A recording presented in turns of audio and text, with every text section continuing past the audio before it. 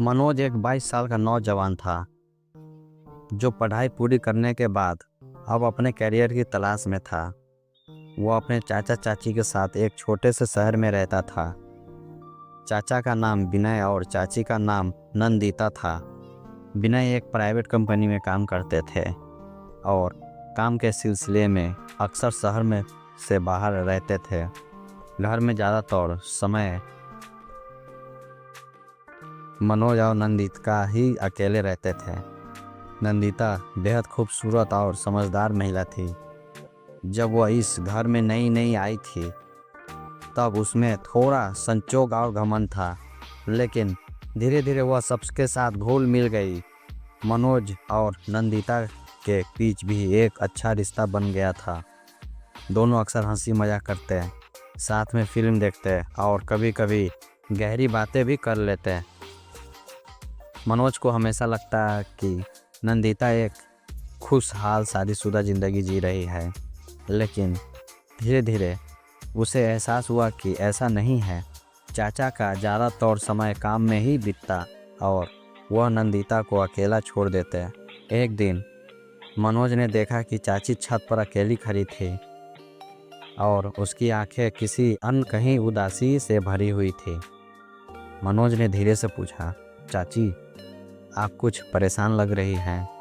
नंदिता ने मुस्कुराकर जवाब दिया, नहीं, बस यूं ही कभी कभी अकेलापन महसूस होता है। मनोज को नहीं पता था कि कब और कैसे उसकी नज़रें नंदिता को देखने के लिए ठहरने लगी। उसकी हंसी उसे अच्छी लगने लगी, उसकी बातें दिल को छूने लगी। वो अक्सर सोचता कि यह कैसा एहसास है, क्या यह सिर्फ एक लगाव है या कुछ और।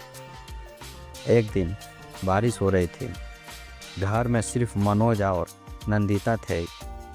बिजली चली गई और मोमबत्ती ही हल्की रोशनी में मनोज ने पहली बार नंदिता को इतने करीब से देखा। वह हल्की साड़ी में थी। बारिश में भीगी हुई मनोज का दिल तेजी से धड़कने लगा। मनोज, बारिश कितनी सुहानी है ना, नंदिता ने कहा। हाँ, बहुत, मनोज ने कहा, लेकिन उसकी आंखें नंदिता पर टिकी थी। नंदिता ने यह महसूस किया, लेकिन कुछ नहीं बोली। कुछ दिनों बाद एक शाम नंदिता छत पर अकेली खड़ी थी। मनोज उसके पास गया और धीरे से बोला, चाची, आप कुछ उदास लग रही हो। नंदिता ने लंबी सांस ली। मनोज, कभी कभी अकेलापन बहुत भारी लगने लगता है। मनोज ने उसकी ओर देखा और कहा, आप अकेली नहीं हैं, मैं हूँ आपके साथ। नंदिता ने मनोज की आंखों में देखा। वहाँ कुछ ऐसा था जिसे उसने पहले कभी नहीं महसूस किया था, एक सच्चा गहरा अपनापन। उस रात मनोज ने पहली बार हिम्मत करके कहा, चाची, अगर मैं कुछ कहूँ तो आप बुरा तो नहीं मानोगी। नंदिता हल्की मुस्कान के साथ बोली, नहीं मनोज, बताओ, आप बहुत खूबसूरत हैं। और मैं।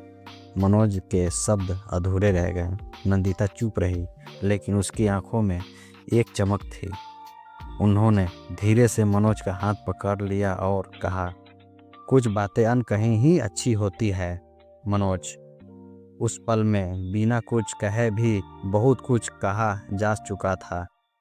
एक ऐसा रिश्ता जो समाज की नज़रों से अलग था, लेकिन एहसासों की दुनिया में सबसे गहरा था। कुछ दिनों बाद चाचा को कंपनी के काम से 6 महीने के लिए बाहर जाना पड़ा। जाते समय उन्होंने मनोज से कहा, अब इस घर की जिम्मेदारी तेरी है, अपनी चाची का ख्याल रखना। आप बेफिक्र रहे चाचा जी, मनोज ने जवाब दिया। उस रात जब मनोज छत पर बैठा था तो नंदिता वहां आई। क्या हुआ, सोए नहीं अभी? बस यूं ही, नींद नहीं आ रही थी, नंदिता ने हल्की मुस्कान के साथ कहा। चलो नीचे चलते हैं। वह एक लंबी रात थी जिसमें अनकही भावनाएं, अधूरे एहसास और बेनाप रिश्ते से जन्म लिया। मनोज अब नंदिता के और करीब आ चुका था। वह अब उसके बिना एक दिन भी नहीं गुजार सकता था। लेकिन यह प्यार था या सिर्फ एक भाव व नकारात्मक लगाव। एक दिन मनोज ने नंदिका से कहा, चाची, मैं आपसे कुछ कहना चाहता हूँ। नंदिता ने गंभीरता से उसकी ओर देखा। क्या बात है? मैं आपसे प्यार करने लगा हूँ। नंदिता कुछ पल चुप रही, फिर बोली, मनोज, यह सही नहीं है। मैं तुम्हारी चाची हूँ, मगर हम दोनों जानते हैं कि हमारे बीच जो भी है वह प्यार से कम नहीं।